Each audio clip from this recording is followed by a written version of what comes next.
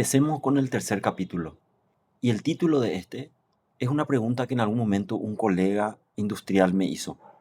¿Es fácil ser empresario? Tal vez mis aprendizajes de empresario ya comenzaron a mis 14 años, cuando me llevaban a trabajar a la imprenta.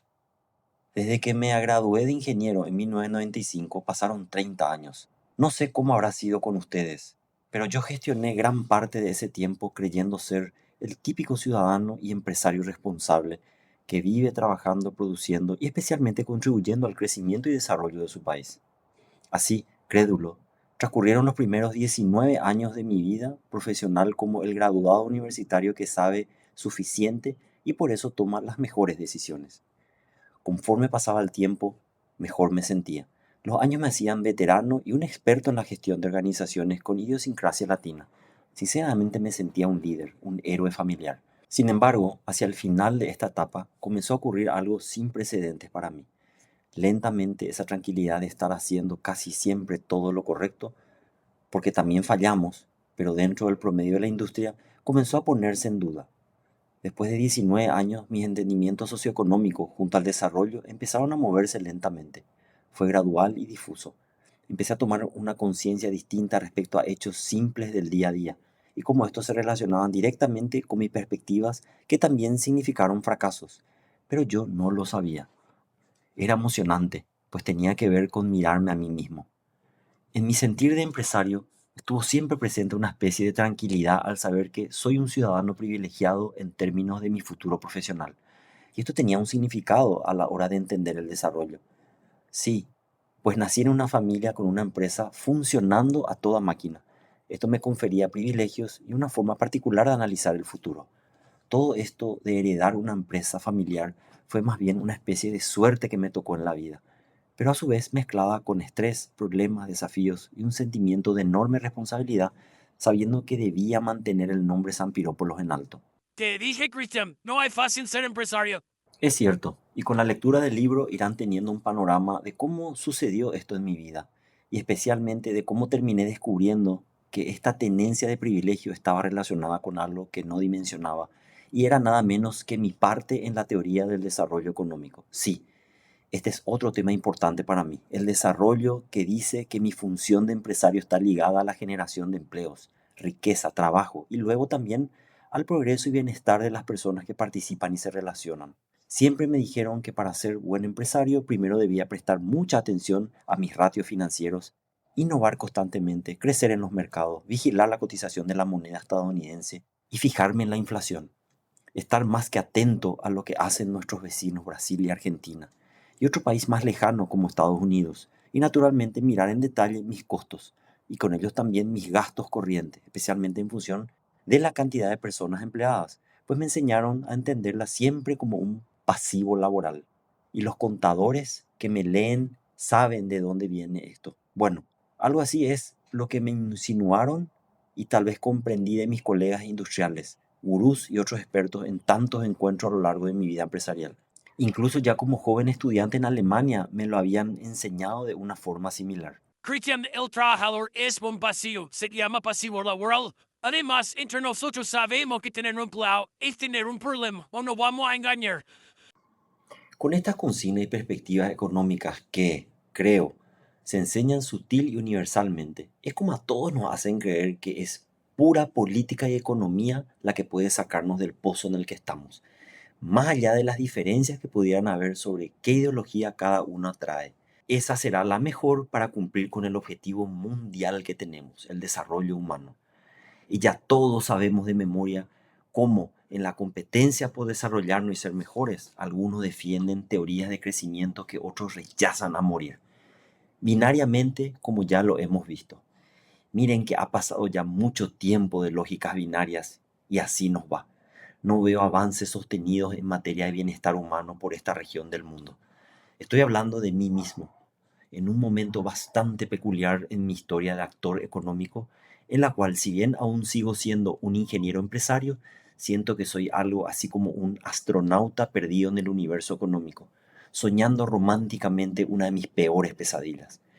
Con estos antecedentes que acaban de leer, fue como decidí escribir estas páginas, porque nunca imaginé lo difícil que sería hacerlo en vivo. Es decir, compartiendo esto mismo con otras personas, mis homólogos industriales o del sector servicio o incluso la ganadería en mi país. Porque durante 7 años busqué solamente conversar sobre estos sentires míos en función de lo que acaban de leer. Ocurre que ando buscando nuevas formas de pensarnos juntos respecto de cómo hacer distintas nuestras cuestiones económicas binarias, generadoras de riqueza, desarrollo y otros conceptos que nos inculcaron mecánicamente en nuestros roles de empresario. Seré sincero y empiezo reconociendo que fue así tal cual como me fueron sucediendo las cosas. Una larga etapa de 19 años de vida empresarial en la que creí todo lo que me contaban sobre eso de ser un innovador y orientarse al factor humano, pues este, dicen, es el eje del éxito. Siempre estuve supuestamente listo para crecer, mejorar, tener más sucursales, más empleados, recortando gastos, automatizando lo que se pueda con máquinas, pues reducir costos en mano de obra es una buena práctica en la economía y la estrategia de cualquier industria. Ya te dije que tener un empleado es tener un problema. Trata de sacar toda la grasa todo lo que puedas. Esto me lo enseñó mi abuelo. Y eso, que tengo 75 años. En todo ese tiempo de negocios y producciones industriales tampoco hice cosas muy distintas a caminar tal vez muy distraído, pues andaba con la corriente de los problemas y los aciertos. Parece que nunca pude reflexionar y menos disentir con los remansos o las furias económicas de ese entonces. Todo siempre era como parte de una sana competencia que desinfecta, limpia y cuida el mercado. Hoy lamento el hecho de que nunca antes nadie me insinuara sobre el valor que también puede tener otra forma de ser empresa. Aprender junto a otras personas, compartir y descubrir a través de los pensamientos y sentires de los proveedores, empleados, gerentes, guardias, incluso el delivery, a quien le hacemos esperar por desorden personal o de la organización.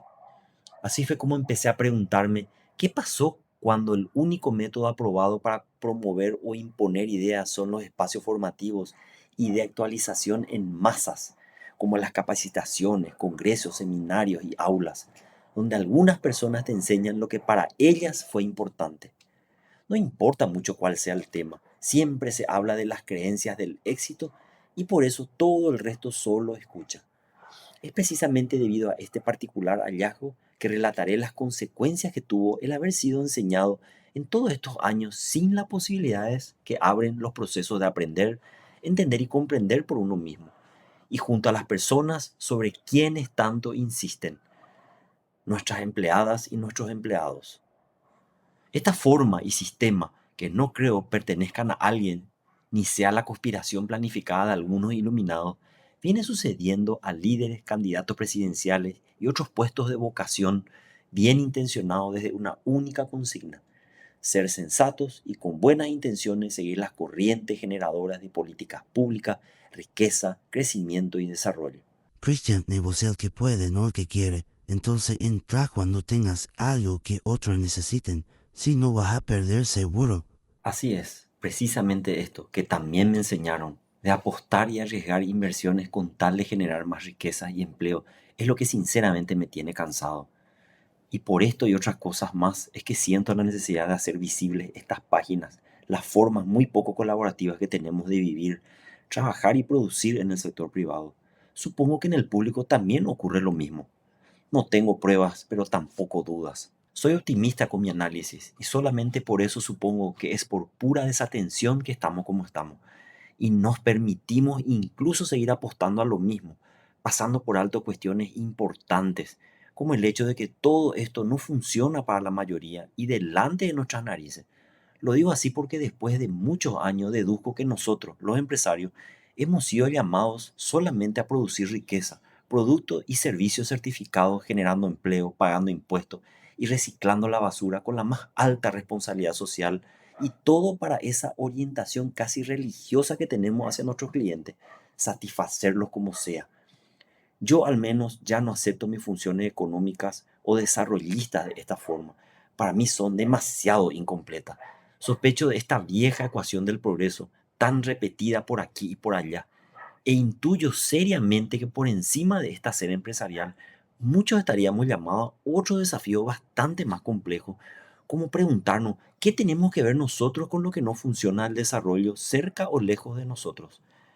Creo que si queremos hablar del progreso como la mejora o el avance que experimenta una persona hacia un estado mejor de sus cosas, necesitamos aprender respecto de lo que ocurre en torno a las relaciones laborales que producimos en los espacios del sentir y hacer productivo.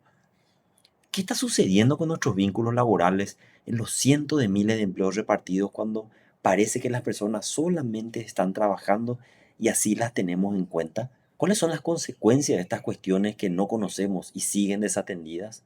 ¿Qué hay de las decisiones, inversiones millonarias que realizamos convencidos porque persiguen la eficiencia y mejoran la rentabilidad del modelo del bienestar humano? ¿O por qué la búsqueda desesperada de tanto rendimiento automatizado y la locura por la innovación, pero siempre sin soltar el control, la vigilancia y las zanahorias para la motivación? Cristian, vos sabés que hace unos días pude ver un camioncito de reparto de una cadena importante de retail en nuestro país y dentro de la cajuela trasera tenía una cámara de circuito cerrado, grabando automáticamente cuando se abrían las puertas para que el chofer descargue la mercadería. Me acerqué, aproveché y le pregunté al joven que estaba trabajando cómo se sentía con esa cámara en su camión filmando cuando él estaba trabajando. Me respondió que se sentía mal, que él también podía ser un ladrón, pero que él no era eso. Para mí, nuestra comprensión del empleo debe cambiar radicalmente. Su dimensión es otra y su alcance es gigante para las personas. Los puestos de trabajo son espacios que confieren el poder y las herramientas básicas para el desarrollo y son permanentemente creados y multiplicados, nada menos que por nosotros mismos, los actores económicos y bajo nuestra total supervisión.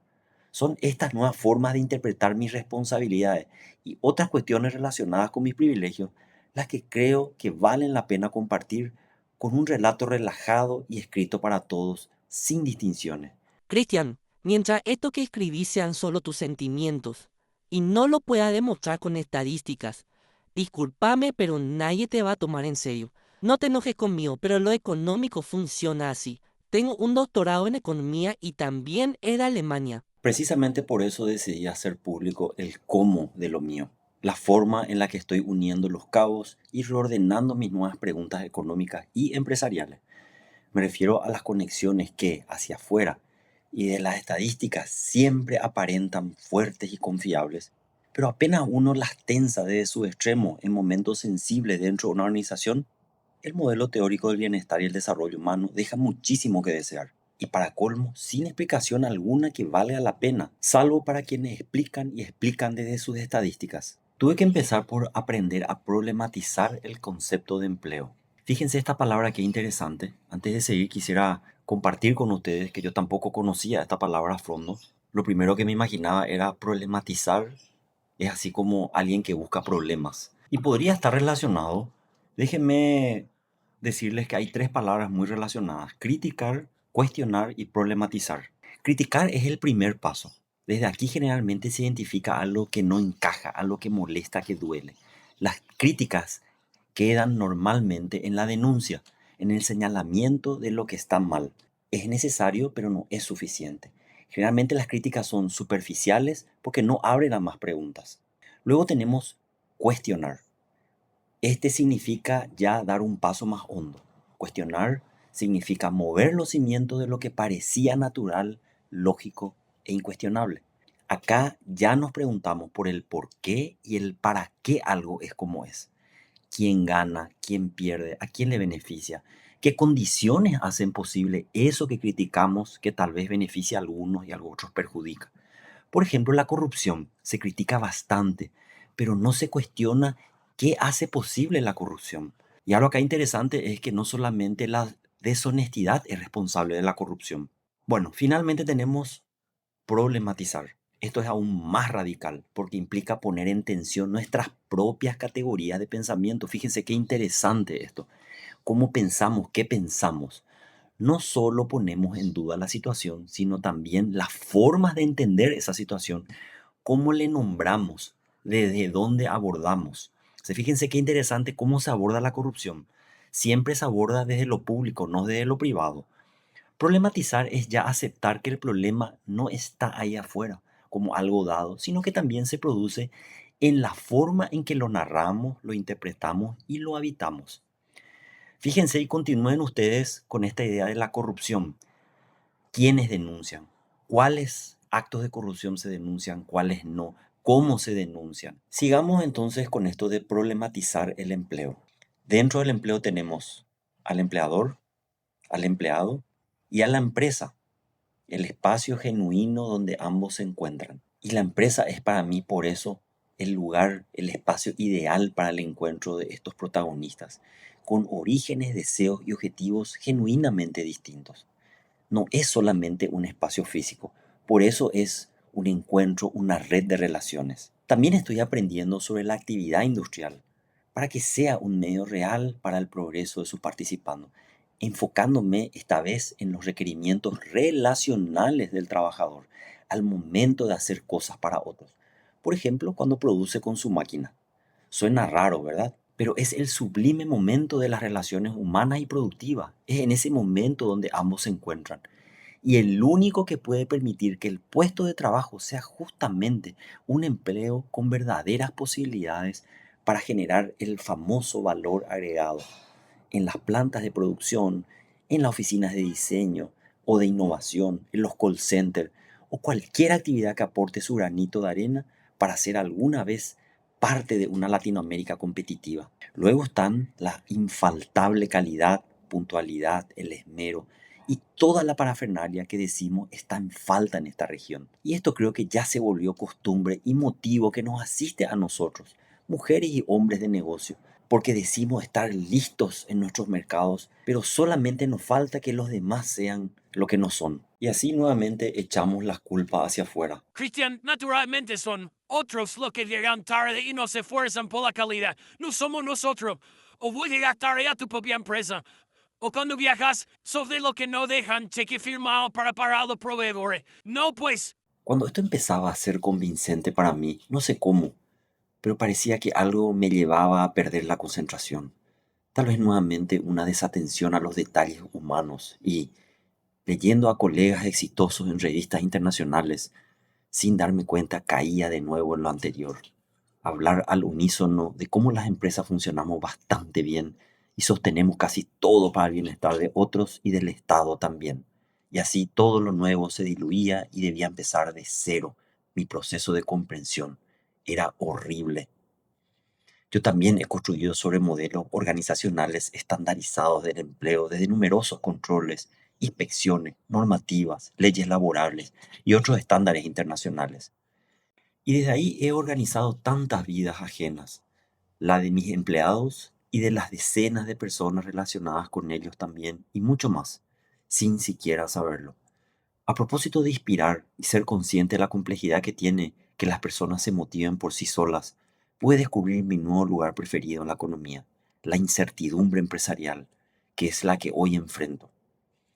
Por eso es que ahora sospecho seriamente de las certezas que afirman que, a partir de la correcta sistematización del trabajo, la producción y la innovación, votando y produciendo mejores políticas públicas de gobierno eficiente y con los más capaces en su fila, acompañado de nosotros, el poderoso sector privado, con nuevas inversiones que multipliquen los empleos y todo el bla bla bla que ya habrán oído por ahí, el devenir será uno solo y casi mágico. Adiós a la pobreza y bienvenido el inicio del bienestar para todos. Discúlpenme, pero ya no creo en los cuentos chinos.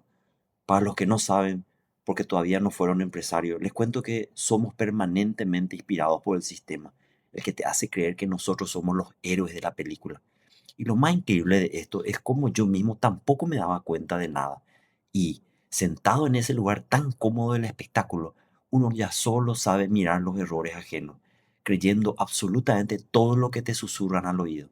Vos, que me lees, no te haces una idea de cómo lamento no haber aprendido antes la importancia que también tiene ser criticado. ¿Qué? ¿Te gusta que te critiquen?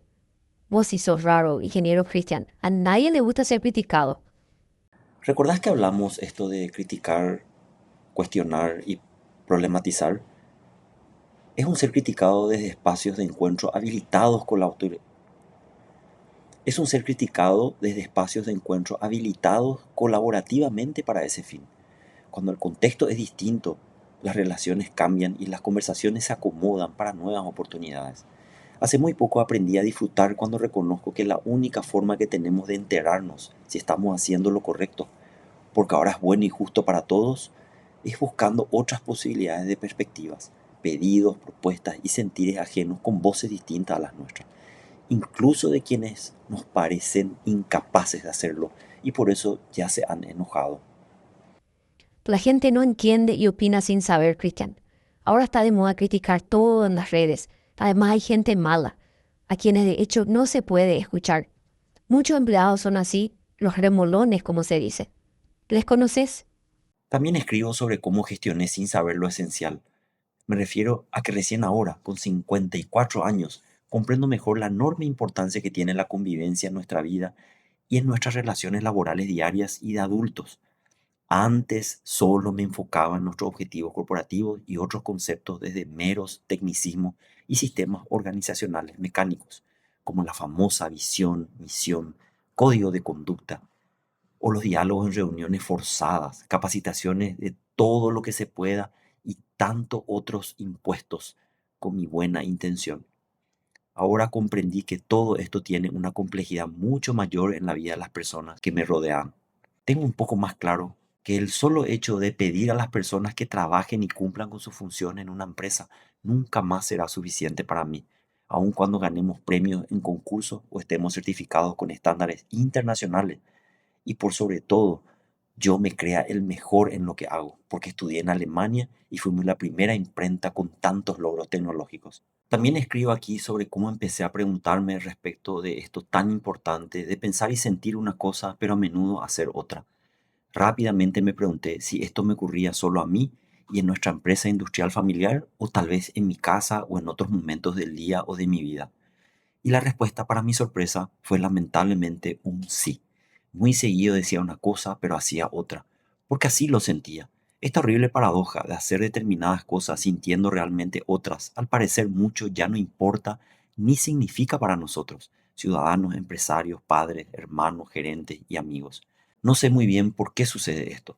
Tal vez porque desde hace tiempo se acostumbra a refutar el sentir de las personas en el mundo laboral, corporativo. Nos enseñan a nadar con las tendencias y esto limita totalmente el sentir de las personas que trabajan. O alguien pregunta cómo nos sentimos en el puesto de trabajo cuando uno está realmente habilitado a responder lo que quiera. Como hijos del rigor de tantas costumbres y rutinas aprendidas de memoria, hoy creo que las buenas prácticas son las que alinean y corrigen nuestra vida y los sentires, y a nosotros, empresarios, con las mejores agendas bien intencionadas. Cuando hablo de rutinas, corrientes y modas en el sector privado, sepan que existe por docenas y para elegir en función de sentirnos siempre buenos líderes haciendo buenas cosas, desde creencias y movimientos de empresarios laicos, pasando por innovadores modelos organizativos que prometen ser más democráticos y ecológicos, y sin olvidar los encuentros exclusivos de ejecutivos que semanal, quincenal o mensualmente ocurren para compartir sus propias experiencias, dudas, miedos y otros sentimientos, pero que prefieren hacerlo en privado y con sus iguales. Yo también fui parte de eso. Luego tenemos los mitos y las leyendas del éxito de otros. Y obviamente los norteamericanos, para nosotros los latinos, en primer lugar. Decir Steve Jobs o Harvard es hoy algo imposible de no interpretar, valorar y venerar. Fue impresionante darme cuenta un día de la enorme conexión que todo esto tenía con mis planes diarios y hasta íntimos de vida, y con los que hasta ese entonces solo habían aparentado ser buenas prácticas para mí. Hoy sé que no funciona así. No estamos de ninguna manera mejor que antes, salvo excepciones extraordinarias llenas de otras excepciones. Me pregunto entonces si tal vez podría haber algo de mentira en todo esto. Jamás. Christian, ni te atrevas. Inversión y empleo significan desarrollo y también alegría. Seguí haciendo lo mismo y confía en la economía. No hagas nada que luego no pueda demostrar con sus teorías y los pasos que seguiste. La verdad que estoy muy triste por haber confiado ciegamente en ella, sin mencionar todo el tiempo que he invertido en su nombre. Y por eso, tal vez mi rabia, enojo y frustración son tan intensos cuando miro hacia atrás y siento todo lo que esta bendita ciencia insinúa. Estoy hablando de la economía. Sí, hoy así una ciencia sospechosa para mí. Pero ya no acepto quedarme callado en esta relación forzada. Quiero denunciar lo aprendido y con este proyecto escrito mirar con ojos nuevos para volver a estar inspirado. Son, pues, muy pequeñitos los pasos que estoy dando, descubriendo el proceso que primero será solo mío. Me refiero a nuevos momentos laborales en espacios con formas distintas de relacionarse y vincularse con mis tareas y mis compañeros de esfuerzo. Y la rentabilidad, la eficiencia, la calidad, nuestros residuos y desechos mirados desde lugares totalmente distintos, inusuales y que, así como hoy los analizo, asustan a muchos. Uf, leo y releo tus párrafos, Cristian, y sinceramente te haces problemas donde no los hay. También te siento muy solo en esto. Parece que no se trata solamente de las formas como nos enseñan a hacer las cosas en un posgrado o en la universidad, pues he visto que luego cada uno elige, acomoda y reorganiza lo que aprendió según sus propias preferencias y posibilidades. Aprendí que mucho puede depender también de mí mismo y no tanto de los demás, ni de sus cosas ni teorías. Demasiadas personas e instituciones en mi vida me dijeron cómo hacer las cosas y siento no haber escuchado de la misma forma a los que también estuvieron a mi lado, obedeciendo. Hoy sospecho que nadie tiene claro y sabe hacia dónde exactamente vamos, pero extrañamente sí sabemos siempre en quiénes creer de nuevo y enseguida. Sinceramente, esto es muy llamativo en nuestro comportamiento productivo empresarial. Claramente no funciona para todos, pero igualmente nosotros insistimos con lo mismo. Con estas páginas tal vez podré compartir de otro modo las posibilidades que aún tenemos de repensar nuestro futuro inmediato, esta vez sin ser apalabrados por expertos. Estoy compartiendo las primeras ideas que estamos gestionando para probar otra forma de relacionarnos a nuestra propia empresa y sus negocios. Sí, primero entre nosotros mismos, desde una simple y sorprendente premisa aprendida, increíblemente antes nunca oída. Tranquilos, no se preocupen, que esto no es ninguna nueva teoría ni ideología, solo se trata de una frase que nos recuerda nuestra compleja esencia humana y dice que las personas no hacemos lo que decimos, sino que generalmente preferimos hacer lo que sentimos. Qué frase tan real, sencilla y humana, ¿verdad? Y cómo decir que las personas no cambian por la razón, cambian por la emoción, pero entonces no somos racionales para vos. Qué buena pregunta. ¿Somos seres racionales? ¿Quién dijo? ¿Cómo funciona esto de creer que las personas, la economía, los mercados son espacios racionales? Cuando todo se disputa desde un lugar político que busca sentido para cada uno. Pero nadie me compartió eso y menos me advirtió de las miles de dificultades que surgen a partir de creer ingenuamente que las personas harán lo que nos dicen. Tampoco me advirtieron de las enormes consecuencias que tiene nuestra compleja conducta humana cuando son las emociones y los sentimientos los que aparentemente nos gobiernan y también hace tiempo conducen a nuestras empresas, a sus líderes y a nuestros países. Creo que estamos siendo demasiado ingenuos con esto. A mí todos me hicieron creer que solo somos entes racionales, que asentimos y razonamos objetivamente, mucho mejor que los monos. Y tal vez de ahí viene esto de creer que siempre necesitamos estrategias, reuniones, calidad, buenos gobernantes y ya estamos listos. Mis experiencias solo pretenden proveer aquí orientaciones hacia algo distinto de lo que hoy conocemos de la vida mercantil. Mis prácticas son inusuales, reconozco. Prefiero que te sorprendas cuando sepas que ahora mismo una enorme cantidad de personas en el mundo, incluyendo a tus propios compañeros de trabajo, amigos e incluso tu jefe, no poseen la paz necesaria ni siquiera para leer este capítulo. Pero tal vez vos sí. Me pregunto entonces, si por alguna razón que aún no comprendemos, nosotros solo hicimos y seguiremos haciendo lo que sentimos y no tanto lo que esperan de nosotros. ¿Qué no está sucediendo entonces? Cada uno debe hacer lo que le corresponde o no. Vos, por ejemplo, ¿qué haces de positivo, Christian? No es nada fácil responder a la pregunta, ¿verdad? Podríamos entonces tal vez considerar que ya es hora de aceptar que nuestros espacios relacionales con las personas necesitan urgentemente nuevas formas y alternativas de compartir el sentir y ya no solo el hacer, producir o discursear lo que otros deben propiciar. Personalmente, creo que necesitamos vincularnos primero de una forma realmente colaborativa si buscamos el progreso para todos. Y también creo que, debido a nuestros privilegios, corresponde que empecemos nosotros y hacia adentro de nuestros contextos y empresas. hoy estructuras demasiado rígidas y organizadas, más que nada para crecer, negando sistemáticamente el sentir de nuestra gente. Pero les pido que consideren que hacerlo o no hacerlo será cuestión de preferencia de cada uno de ustedes y el mío. Por favor, no confundamos de nuevo con lo racional que viene inmediatamente después y querrá convencerte de lo contrario. Seguí igual que antes, pero distinto. Llegamos al final de este capítulo y a partir de aquí encontrarán siempre dos preguntas que comparto. Prefiero que las respondan junto a otras personas. La primera, ¿cuáles son los modelos económicos, educativos, deportivos que tal vez oyen a todos pero solo escuchan a algunos? Y la pregunta número 2, ¿crees que explicando tus formas la gente podría entender lo suyo distinto?